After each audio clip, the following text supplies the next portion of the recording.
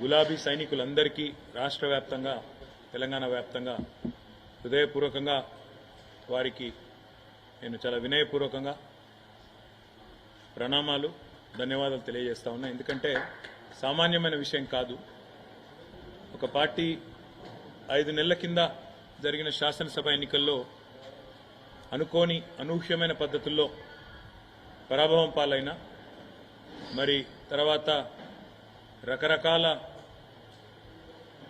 కుట్రలు కుతంత్రాలు పార్టీలోంచి నాయకులను తీసుకొని పోవడాలు ఇవన్నీ జరిగినా కొంతమంది స్వార్థపరులు పార్టీని విడిచిపెట్టి పోయినా పట్టుదలతో మొక్కవోని ధైర్యంతో ఇవాళ రాష్ట్ర వ్యాప్తంగా గ్రామ గ్రామాన ప్రతి పట్టణంలో కూడా ప్రతి గల్లీలో కూడా అద్భుతంగా పనిచేసిన మా అన్నదమ్ములకు మా అక్క చెల్లెళ్లకు బీఆర్ఎస్ పార్టీ కుటుంబ సభ్యులందరికీ హృదయపూర్వకంగా ధన్యవాదాలు. హృదయపూర్వకంగా మళ్ళొక్కసారి వారికి నమస్కారాలు. ఒకవైపు క్షేత్రస్థాయిలో మా నాయకులు కార్యకర్తలు బలంగా పనిచేయడం, మరొక వైపు సోషల్ మీడియాలో కూడా అంతే స్థాయిలో ఎప్పటికప్పుడు ప్రత్యర్థుల దుష్ప్రచారాలను ప్రత్యర్థులు చేసే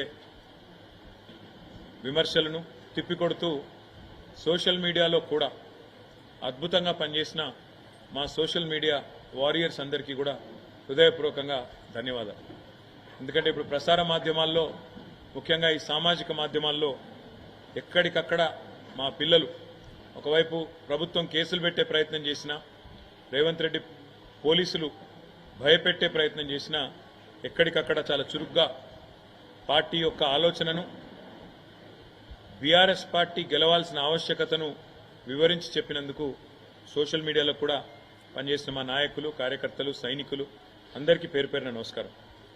దాడులను కేసులను కుట్రలను కుతంత్రాలను స్వార్థపరుల రాజకీయ ఎత్తుగడలను ఎన్నిటినీ తిప్పికొడుతూ మరి మొక్కవోని ధైర్యంతో ముందుకు పోయినాం. పెద్దలు కేసీఆర్ గారి బస్సు యాత్రతో నిజంగా చెప్పాలంటే పార్లమెంట్ ఎన్నికల్లో ఒక మలుపు తిప్పింది రాష్ట్ర రాజకీయాన్ని కేసీఆర్ గారి బస్సు యాత్ర. 17 రోజుల బస్సు యాత్రతో 2 జాతీయ పార్టీలు కూడా దిగిరాక తప్పని పరిస్థితి. 2 జాతీయ పార్టీల నాయకత్వాలు కూడా తెలంగాణ చుట్టూ గింగిరాలు కొట్టక తప్పని పరిస్థితి కేసీఆర్ గారి బస్సు యాత్ర కల్పించింది. ఏ జిల్లాకి పోయినా, ఏ నియోజకవర్గానికి పోయినా, ఏ పట్టణానికి పోయినా బ్రహ్మరథం పట్టినారు ప్రజలు. ముఖ్యంగా రాష్ట్రంలోని ప్రతి పాయింట్లో ఎక్కడెక్కడైతే కేసీఆర్ గారు కాలు పెట్టారో దాదాపు 30 చోట్ల ప్రతి చోట కూడా మరి ఈ బస్సు యాత్రని రోడ్ షోలను కూడా విజయవంతం చేసిన మా పార్టీ నాయకత్వానికి కూడా హృదయపూర్వకంగా ధన్యవాదాలు. ఆదిలాబాద్ నుంచి అలంపూర్ దాకా ఇవాళ గులాబీ సైన్యంలో గుండెల నిండా కూడా ఆత్మవిశ్వాసం కనబడతా ఉంది. తప్పకుండా 2 జాతీయ పార్టీలకు కూడా ముచ్చెమటలు పట్టించినాం. మొత్తం క్యాడర్ నుంచి లీడర్ల దాకా అందరిలో కూడా స్పష్టమైన ఒక విశ్వాసం, స్పష్టమైన ఒక నమ్మకం. పార్టీ 10 కాలాల పాటు చల్లగా ఉంటుందనే ఒక ధైర్యం, ప్రజల నుంచి వచ్చిన ఆదరణ చూసిన తర్వాత ఒక పూర్తి స్థాయి స్థైర్యం ఏదైతే పెరిగిందో, ముఖ్యంగా కేసీఆర్ గారి పోరుబాటకు జనం నుంచి వచ్చిన స్పందన చూసిన తర్వాత బ్రహ్మాండంగా మరి కార్యకర్తల్లో గొప్ప ఉత్సాహం, కొత్త జోష్ కూడా వచ్చింది.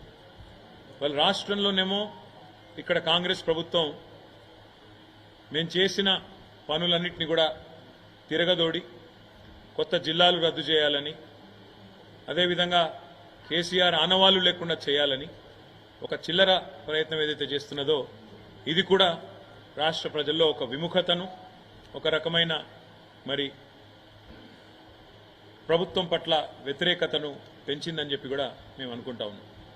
అదేవిధంగా 6 గ్యారంటీలు 100 రోజుల్లో అమలు చేస్తామని చెప్పి మొత్తంగా 420 హామీలు ఇచ్చి ఇవాళ వాటిని తుంగలో తొక్కిన వైనం మీద కూడా కాంగ్రెస్ పార్టీ మీద ప్రజల్లో తీవ్రమైన వ్యతిరేకత కనబడింది. మేము ఎక్కడెక్కడైతే తిరిగినామో చాలా స్పష్టంగా, ముఖ్యంగా గ్రామీణ ప్రాంతాల్లో రైతు భరోసా అని చెప్పి మోసం చేసినందుకు, రైతు బంధునే మొత్తంగా వేయనందుకు, కరెంటు విషయంలో తీవ్రమైన నష్టం చేసినందుకు, క్వింటాల్కు 500 బోనస్ ఇస్తామని చెప్పి బోగస్ మాటలు చెప్పి మోసం చేసినందుకు ఇవాళ రైతులు బగ్గున మండుతా ఉన్నారు.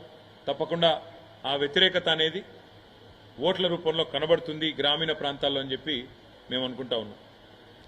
రుణమాఫీ కూడా ముఖ్యమంత్రి గారు స్వయంగా తారీఖులు చెప్పి మళ్లీ మళ్లీ మాట మార్చిన విధానం, తేదీలు మార్చిన విధానం, దేవుళ్ల మీద ఎన్ని ఓట్లేసినా ఒక నమ్మలేని పరిస్థితిని కాంగ్రెస్ పార్టీ పట్ల తీసుకొచ్చిన మాట కూడా వాస్తవం. రైతాంగం అంతా ఒకటే అనుకున్నారు, కేసీఆర్ ఉన్నప్పుడే బాగుండే, అందుకే ఈ ఎన్నికల్లో కర్రుగాల్చి వాత పెట్టాలనుకున్నారు, పెడతారని చెప్పి కూడా నేను బలంగా నమ్ముతా ఉన్నాను. రాష్ట్రంలో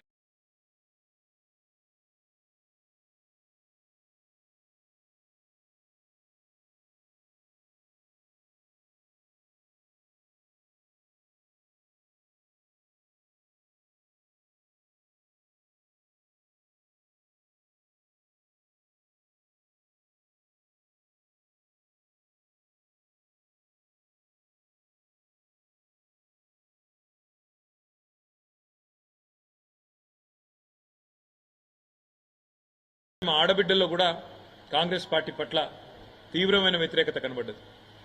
మహిళలకి 100 రోజుల్లోనే 18 ఏళ్లు నిండిన 1,67,00,000 మంది ఆడబిడ్డలకు నేను నెలకు 2,500 రూపాయలు 100 రోజుల్లోనే ఇస్తానని చెప్పి ఏదైతే మాటిచ్చారో ఆ హామీ నెరవేర్చకపోవడం, అది మాత్రమే కాకుండా తులం బంగారమని, స్కూటీలని, పెద్ద మనుషులకు కూడా 4,000 పెన్షన్లని, అదేవిధంగా చివరికి మాటలన్నీ పెద్ద పెద్ద మాటలు చెప్పి మంచినీళ్లకి మళ్ళీ ఒక్కసారి రోడ్డున పడాల్సిన దుస్థితి, పిందెలు పట్టుకుని రోడ్డుకెక్కే పరిస్థితి ఏదైతే ఈ ప్రభుత్వం తెచ్చిందో దానివల్ల మహిళలు ముఖ్యంగా వారు కూడా తీవ్రమైన ఆగ్రహంతో ఈ ప్రభుత్వాన్ని క్షమించే పరిస్థితిలో లేరు.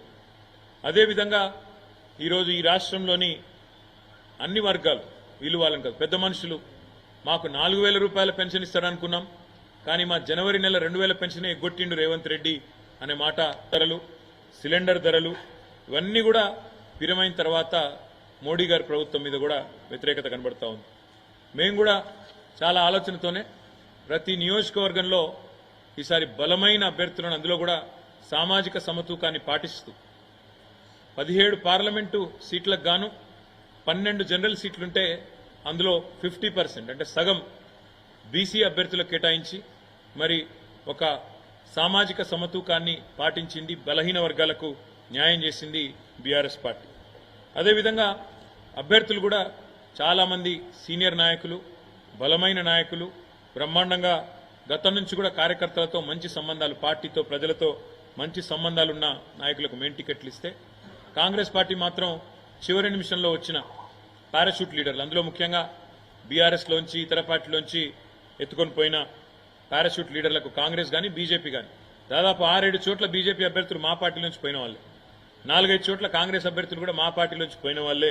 కాబట్టి సొంత పార్టీలోనే, వాళ్ళ సొంత పార్టీ కాంగ్రెస్లోనే వారి పట్ల విముఖత, వ్యతిరేకత కూడా స్పష్టంగా కనబడ్డది. మా అభ్యర్థుల పట్ల సానుకూలత, వారి అభ్యర్థుల పట్ల వ్యతిరేకత.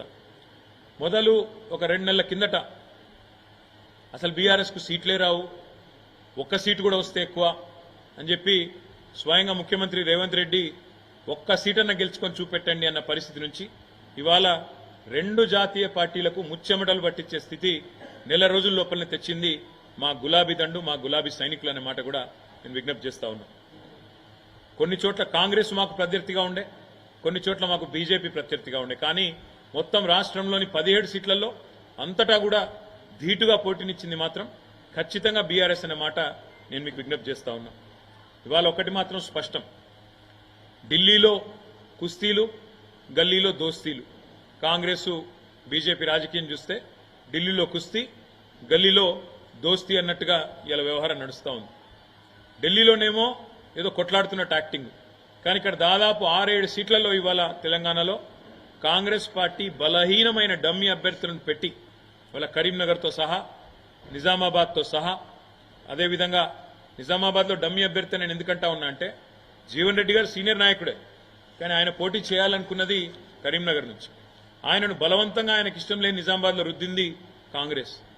కరీంనగర్ అభ్యర్థి ఎవరో ఎవరికి తెలియదు. సికింద్రాబాద్ అభ్యర్థి అసలు ప్రచారం కూడా దాదాపు లాస్ట్ 10 రోజుల వరకు చేయలేదు. మల్కాజ్గిరి అభ్యర్థి ఆ ప్రాంతం కనీసం సుపరిచితం కూడా కాదు, పరిచయం కూడా లేదు. ఇట్లా 6-7 సీట్లలో డమ్మీ అభ్యర్థులను పెట్టి రేవంత్ రెడ్డి గారు మరి బీజేపీని గెలిపించడానికి కిషన్ రెడ్డి కంటే ఎక్కువ రేవంత్ రెడ్డి కష్టపడ్డాడన్న మాట నేను విజ్ఞప్తి చేస్తా ఉన్నా. అదే మాదిరిగా ఇవాళ ఒక వార్త స్పష్టంగా కనబడతా ఉంది. నేను మా నాయకులు కార్యకర్తలకు కూడా నేను చేసే విజ్ఞప్తి, వాళ్ళ దేశంలో ఈ 2 కూటమిల్లో ఏ కూటమికి కూడా స్పష్టమైన మెజారిటీ వచ్చే పరిస్థితి కనబడడం లేదు. ఇటు బీజేపీ ఆధ్వర్యంలో ఉన్న ఎన్డీఏకి కానీ, కాంగ్రెస్ ఆధ్వర్యంలో ఉన్న ఇండియా కూటమికి కానీ స్పష్టమైన మెజారిటీ అయితే వచ్చే పరిస్థితి లేదు. ప్రాంతీయ పార్టీలే తమ హవా కొనసాగించబోతా ఉన్నాయి. తప్పకుండా ఏ పార్టీలైతే ఇండియాలో కానీ ఎన్డీఏలో కానీ లేవో ఆ పార్టీలకు వచ్చే సీట్లు, అందులో చాలా ప్రముఖమైన పార్టీలు ఉన్నాయి. బీఆర్ఎస్ ఉన్నది, వైఎస్ఆర్సీపీ ఉన్నది, బిజు జనతాదళ్ ఉన్నది. వీళ్ళే రేపు ప్రాంతీయ శక్తులే నిర్ణయాత్మకమైన పాత్ర పోషిస్తాయనే విశ్వాసం మాకున్నది. 5 నెలలు టైంపాస్గా నడిపింది కాంగ్రెస్ ప్రభుత్వం ఈ రాష్ట్రంలో ప్రభుత్వాన్ని. ప్రజల సమస్యల పట్ల కానీ ప్రజల అవసరాల పట్ల కానీ అవగాహన లేకుండా అన్ని చిల్లరమల్లర అంశాలు తీసుకొని కొన్ని రోజులు మేడిగడ్డ మీద టైంపాస్ పేరు మీద, కొన్ని రోజులు శ్వేతపత్రాల పేరు మీద టైంపాస్, కొన్ని రోజులు ఫోన్ ట్యాపింగ్ అని టైంపాస్, రకరకాలుగా ప్రజల దృష్టిని మరల్చడానికి చిల్లరమల్లర ప్రయత్నాలు చేసి చివరికి కొంతమంది నాయకులను మా పార్టీ వాళ్ళను గుంజుకున్నా మా క్యాడర్ మాత్రం బలంగా నిలదొక్కున్నది, నిలబడ్డది. పార్లమెంటు ఎన్నికల్లో అద్భుతంగా పోరాట పటిమను ప్రదర్శించింది బీఆర్ఎస్ పార్టీ క్యాడర్. అందుకే తప్పకుండా మంచి విజయాలు కూడా మా పార్టీ మా క్యాడర్ బలం వల్ల, మా పార్టీ నాయకులు చేసిన ఐకమత్యమైన సమన్వయంతో కూడిన కృషి వల్ల మంచి ఫలితాలు సాధించబోతా ఉన్నాం. ప్రజలకు ఒక విషయం స్పష్టంగా అర్థమైంది. ఈనాడైనా ఏనాడైనా అల్టిమేట్గా బీఆర్ఎస్ పార్టీయే తెలంగాణ ప్రయోజనాలకు సంబంధించినంత వరకు శ్రీరామ రక్ష అనే మాట ప్రజలందరికీ కూడా అర్థమైంది. 2 జాతీయ పార్టీలు కూడా కేవలం సన్నాయి నొక్కులు నొక్కడానికి, విమర్శలు చేయడానికి, కేసీఆర్ గారిని దూషించడానికి, కేవలం తెలంగాణకు ఏమీ చేయకపోయినా అడ్డగోలు మాటలు మాట్లాడడానికి, అడ్డగోలు విమర్శలు చేయడానికి మాత్రమే పరిమితం. వీళ్ళ వల్ల అంతకంటే ఏమి కాదు అనే మాట కూడా అర్థమైంది. చివరిగా నేను చేసే విజ్ఞప్తి, నేను చెప్పే మాట ఒకటే.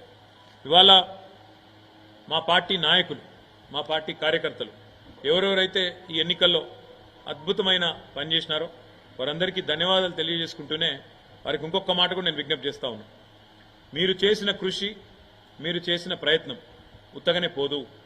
పార్లమెంట్ ఎన్నికల్లో మంచి ఫలితాలతో పాటు, మంచి ఓట్లతో పాటు, సీట్లతో పాటు రేపు తొందరలోనే జరగబోయే స్థానిక సంస్థల ఎన్నికలకు కూడా మీరు చేసిన పని, మీరు పెట్టిన ఎఫర్టు ఇదొక పునాది కాబోతా ఉన్నది. ఎందుకంటే ఈ సంవత్సరం వరుసగా జిల్లా పరిషత్ ఎన్నికలున్నాయి, మండల ప్రజా పరిషత్ ఎన్నికలున్నాయి, సర్పంచ్ ఎలక్షన్లు ఉన్నాయి, అదేవిధంగా కౌన్సిలర్ ఎన్నికలున్నాయి. ఇవన్నిటికీ ఒక బలమైన పునాది, ఒక బలమైన మరి ఎఫర్ట్ ఏదైతే మనం చేసినామో తప్పకుండా ఇవన్నిటికీ ఇది ఒక బలమైన ప్రాతిపదికగా మారుతుంది. తప్పకుండా కాంగ్రెస్ బీజేపీ శాయశక్తుల ఎన్ని ప్రయత్నాలు చేసినా తప్పకుండా మీ అందరి ఎఫర్ట్ వల్ల మళ్ళీ తెలంగాణ ప్రజల ఆశీర్వాదంతో బీఆర్ఎస్ పార్టీ ఈ 3 పార్టీలలో అత్యధిక సీట్లు సాధించిన పార్టీగా నిలబడబోతుందని చెప్పి కూడా తెలియజేస్తూ మళ్ళొక్కసారి మాకు ఎన్నికల్లో ఓట్లేసిన ప్రజలకు, అదేవిధంగా అహర్నిశలు కష్టపడి పనిచేసిన మా గులాబీ సైనికులకు హృదయపూర్వకంగా ధన్యవాదాలు తెలియజేస్తూ తప్పకుండా మంచి మెజారిటీతో మరి మంచి గౌరవప్రదమైన స్థాయిలో ఆ 2 పార్టీల కంటే ఎక్కువనే సీట్లు సాధిస్తామని చెప్పి కూడా ఆశాభావాన్ని వ్యక్తం చేస్తూ మాకు సహకరించిన ప్రతి ఒక్కరికి, మీడియాతో సహా ప్రతి ఒక్కరికి కూడా పేరు పేరున ధన్యవాదాలు, పేరు పేరున నమస్కారం. Thank you.